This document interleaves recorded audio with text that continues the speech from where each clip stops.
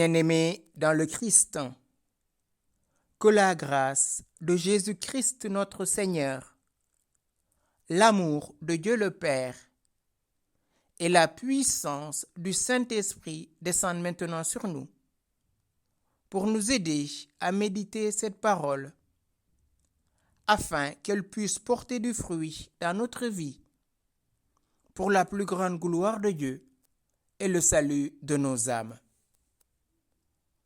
En ce 15e dimanche du temps ordinaire de l'année C, j'aimerais méditer avec vous l'évangile de Jésus-Christ selon saint Luc, au chapitre 10, du verset 25 au verset 37. En ce temps-là, voici qu'un docteur de la loi se leva et mit Jésus à l'épreuve en disant : « Maître, que dois-je faire pour avoir en héritage la vie éternelle ?»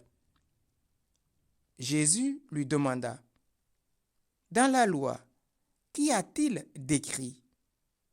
Et comment lis-tu ? » L'autre répondit : « Tu aimeras le Seigneur ton Dieu de tout ton cœur, de toute ton âme, de toute ta force et de toute ton intelligence, et ton prochain comme toi-même. » Jésus lui dit : « Tu as répondu correctement. Fais ainsi et tu vivras. » Mais lui, voulant se justifier, dit à Jésus : « Et qui est mon prochain ? » Jésus reprit la parole. Un homme descendait de Jérusalem à Jéricho, et il tomba sur des bandits. Ceux-ci, après l'avoir dépouillé et roué de coups, s'en allèrent, le laissant à moitié mort. Par hasard, un prêtre descendait par ce chemin. Il le vit et passa de l'autre côté. De même, un lévite arriva à cet endroit. Il le vit et passa de l'autre côté. Mais un Samaritain qui était en route arriva près de lui. Il le vit et fut saisi de compassion. Il s'approcha et pansa ses blessures en y versant de l'huile et du vin. Puis, il le chargea sur sa propre monture, le conduisit dans une auberge et prit soin de lui. Le lendemain, il sortit 2 pièces d'argent et les donna à l'aubergiste en lui disant : « Prends soin de lui. Tout ce que tu auras dépensé en plus, je te le rendrai quand je repasserai. » Lequel des trois, à ton avis, a été le prochain de l'homme tombé aux mains des bandits ? Le docteur de la loi répondit : « Celui qui a fait preuve de pitié envers lui. » Jésus lui dit : « Va, et toi aussi, fais de même. » Bien-aimés dans le Christ, dimanche dernier, Jésus avait envoyé ses disciples 2 par 2 dans toute ville ou localité où ils devaient se rendre. Et il leur disait : « Ne portez ni bourse, ni sac, ni sandales, et ne vous attardez pas sur le chemin dans des salutations. Dans toute maison où vous rentrerez, dites paix à cette maison. S'il y a un homme de paix, la paix descendra sur lui. Sinon, la paix vous reviendra. Et si on ne vous accueille pas, allez en secouant la poussière de vos pieds et annoncez-leur que le règne de Dieu s'est approché de vous. » Oui, aujourd'hui, c'est un docteur de la loi qui s'approche de Jésus. Non pour écouter la bonne nouvelle ou pour adhérer à son message d'amour, mais pour le mettre à l'épreuve. Le docteur de la loi connaissait bien les commandements et les préceptes. Et là, il vient vers Jésus. Maître, que dois-je faire pour avoir en héritage la vie éternelle? Pour lui, son intention, c'est de faire tomber Jésus. Déjà, tout est faussé dès le point de départ. Son intention était pécamineuse. Mais il va tomber lui-même dans son propre piège. Pour lui, avoir le royaume des cieux réclame un faire. Que dois-je faire? Et souvent, nous sommes comme ce docteur de la loi.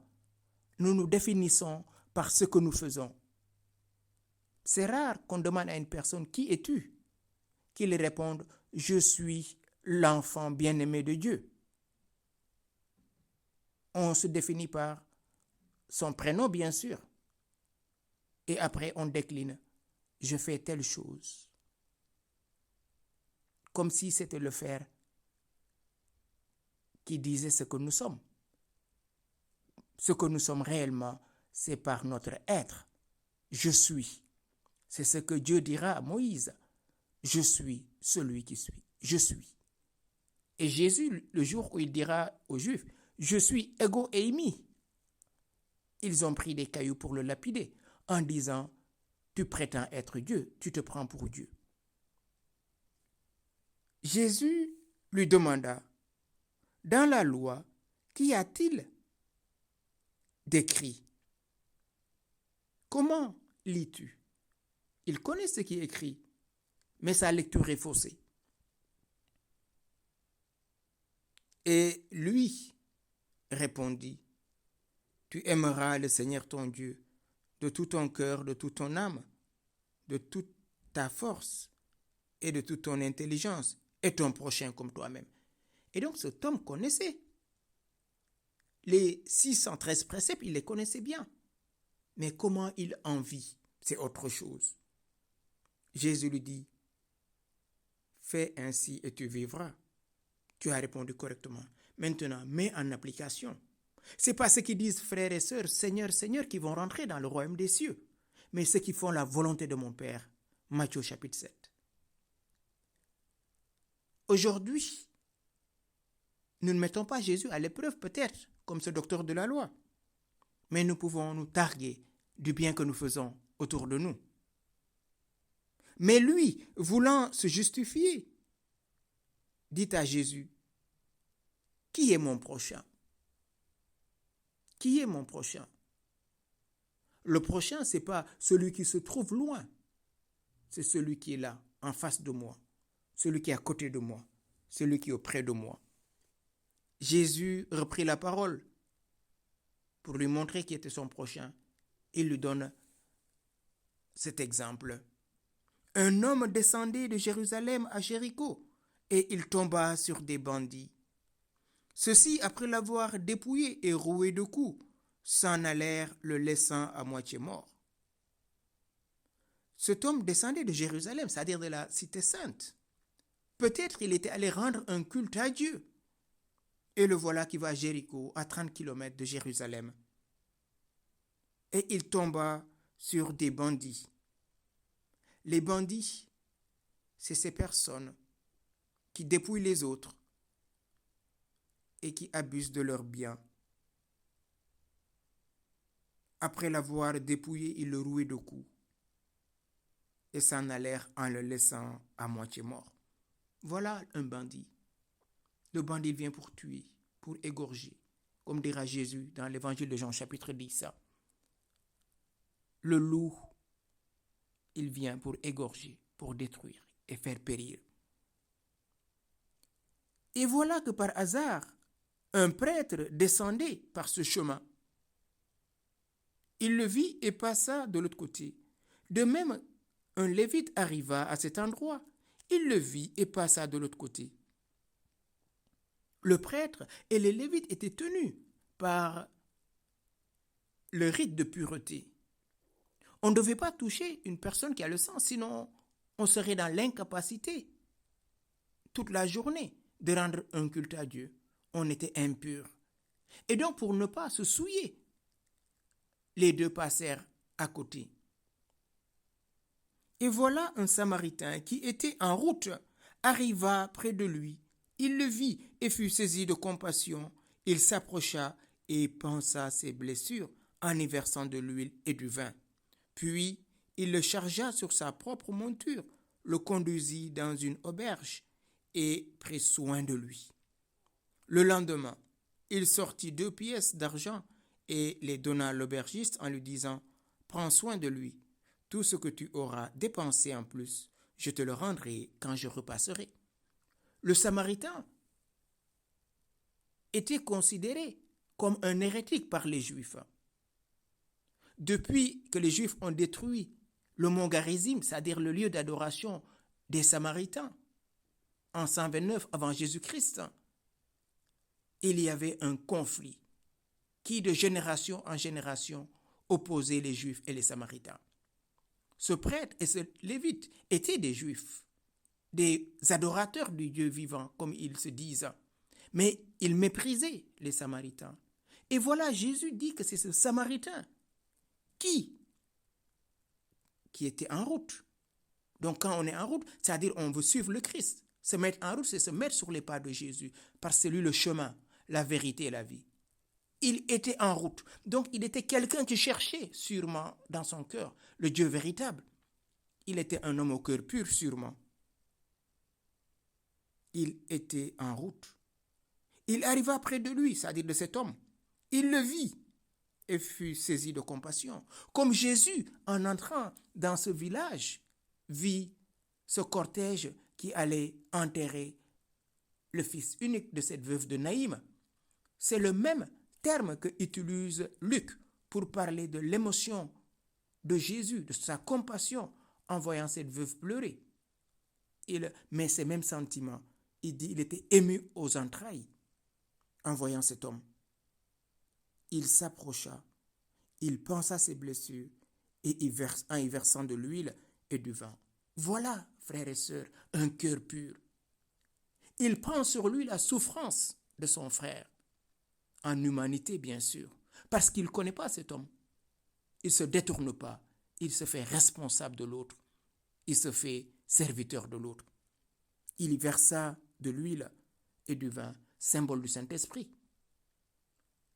C'est le Saint-Esprit qui vient guérir nos meurtrissures, comme nous le rappelle Isaïe en parlant du serviteur souffrant. Par ces meurtrissures, nous sommes guéris. C'est le Saint-Esprit qui vient guérir nos propres meurtrissures, parce que l'huile symbolise l'onction du Saint-Esprit. Le vin symbolise le Saint-Esprit, la joie. Quand les apôtres, en sortant du Cénacle à la Pentecôte, on disait qu'ils étaient ivres. Mais Pierre lui dit non, nous ne sommes pas ivres, on n'est qu'à la 9e heure. Donc c'était l'ivresse de l'Esprit Saint. Puis, il le prend sur lui d'abord. Il n'a pas peur d'être souillé par le sang. Il n'a pas peur d'être taché par le sang de cet homme. Mais il le porte sur lui et il le dépose sur sa monture. Le conduisit dans une auberge et prit soin de lui. Quelle délicatesse, quelle magnanimité de la part de cet homme. Il ne le connaît pas. Et c'est ça qu'on appelle assistance d'une personne qui est en danger. Il assiste cet homme. Et donc son humanité a été émue en voyant la chair de sa chair, os de ses os, couché à moitié mort. Il n'est pas là pour lui poser des questions. Qu'est-ce qui s'est passé? Non, on dit il prend soin de lui. Oui, voilà, la véritable compassion, c'est cela, frères et sœurs. Le lendemain, il sortit 2 pièces d'argent et les donna à l'aubergiste en lui disant « Prends soin de lui ». Et donc, il a fait son devoir, les premiers secours. Et maintenant, il laisse le travail à l'aubergiste. Ce n'est pas son job, l'aubergiste. Il est là pour accueillir les gens, mais il n'est pas là pour les soigner. Il pouvait l'amener à l'hôpital.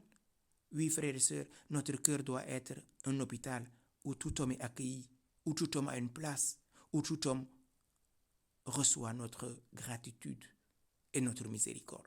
C'est ce que dira le pape François en disant de l'Église, l'Église est un hôpital de campagne où chacun est accueilli, où chacun a sa place.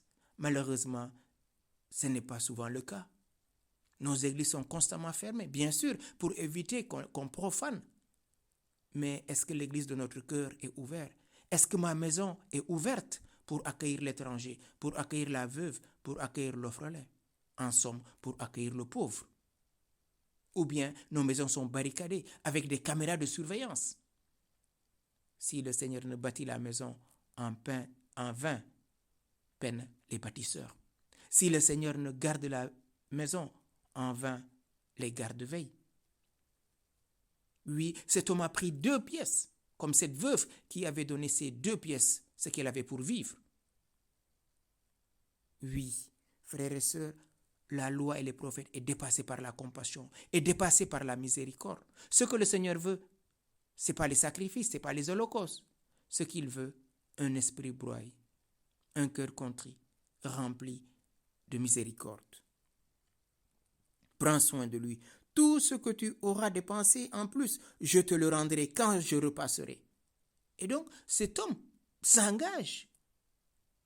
À mon retour, quand je repasserai, je paierai tout ce que tu dépenseras en plus. Et Jésus termine son histoire en disant à cet homme, lequel des 3, à ton avis, a été le prochain de l'autre tombé aux mains des bandits? Le docteur de la loi répondit, celui qui a fait preuve de pitié envers lui. Jésus lui dit, va, et toi aussi fais de même. Ne te contente pas de lire la parole. Ne te contente pas de dire que tu es croyant. Ne te contente pas de tu es docteur, de te pavaner. Mais mets en pratique ce que tu lis. Oui, nous lisons la parole de Dieu. Il y a des personnes qui sont capables de vous réciter toute la Bible, mais incapables de dire bonjour à leur prochain, incapables de sourire à l'autre. À plus forte raison de prendre ce qui est à lui pour le donner à celui qui n'en a pas. Oui, frères et sœurs, dans cette parabole, on a vu les légalistes, le docteur de la loi. Il faut appliquer la loi pure et dure. Ici, c'est comme ça qu'on fait. On a toujours fait comme ça. Et on devient rigide. On voit cet homme qui n'est pas dans l'alliance d'Israël et qui est ému de compassion. Ses entrailles ont frémi de compassion.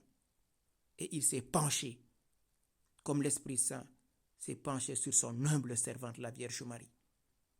Oui, frères et sœurs, en ce temps estival, qui est mon prochain?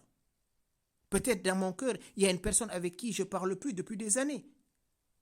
Peut-être c'est le moment de faire la paix, le vouloir, ne serait-ce que prier pour cela. Il y a une personne avec qui j'ai eu un conflit ou des problèmes depuis des années.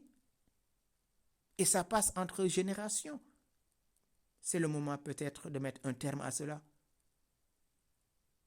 Il y a des personnes qui m'ont blessé dans ma vie et jamais je vais les pardonner. Peut-être c'est le moment de demander la grâce, de les libérer pour que Dieu puisse prendre soin de toi et de lui. Oui, frères et sœurs, nous avons beaucoup d'exemples. Que chacun s'examine. Est-ce que je suis le bon samaritain? Ou est-ce que je suis le prêtre ou le lévite? Ou ce docteur de la loi qui essaie de mettre Jésus à l'épreuve? Jésus, dans sa tentation, disait au diable, tu ne mettras pas Dieu à l'épreuve. Quand il lui demandait, saute. Il a dit, les anges te garderont. Ton pied ne heurtera pas une pierre. Et Jésus lui dit, tu ne mettras pas Dieu à l'épreuve. Ne sommes-nous pas en train de mettre Jésus à l'épreuve quand nous défions les autres parce que nous connaissons mieux qu'eux? Ne sommes-nous pas de mettre Jésus à l'épreuve quand nous fermons notre cœur à la miséricorde? Ne sommes-nous pas en train de mettre Jésus dehors quand nous rejetons les autres? Matthieu 25, 45, tout ce que vous faites à ces petits, c'est à moi que vous l'avez fait. Demandons à Jésus de nous garder un cœur pur. Que ce temps estival soit un temps de repos, mais de repos dans le cœur du Seigneur, comme nous disait Augustin. Mon cœur est sans repos, Seigneur, tant qu'il ne demeure pas en toi. Demandons cette grâce d'être renouvelée par la puissance du Saint-Esprit. Esprit Saint, viens verser dans nos cœurs blessés le vin et l'huile. Viens nous guérir, viens nous restaurer. Je te confie tous mes frères et sœurs qui ont des difficultés à pardonner, tous mes frères et sœurs qui ont été blessés et laissés à moitié morts sur le chemin de cette existence. Toi, le bon Samaritain, viens et fais de l'Église un lieu où tous ces blessés sont guéris, restaurés, rétablis pour la plus grande gloire de Dieu et le salut de nos âmes. Amen.